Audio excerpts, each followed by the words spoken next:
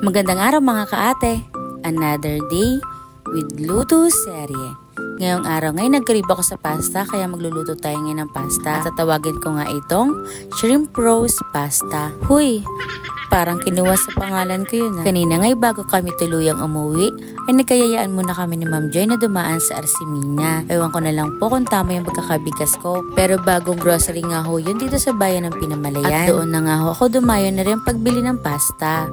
At ng ilang mga sangkap na rin. Bali isa nga rin ito sa napakabilis at napakadaling lutuin. Yung tipong kahit nagmamadali ka ay pwede ito. Bali nailaga ko na nga dyan yung pasta.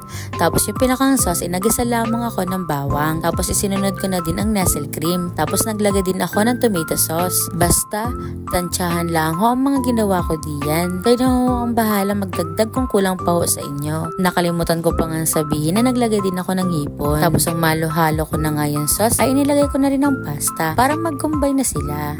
O siya mga kaate, napakabilis lang nito ha. Tapos naglagay nga po pala ako ng paminta at ng basil leaf. So yun lang for today's short video mga kaate. Salamat sa pananood. Siya, makain muna ako. Bye!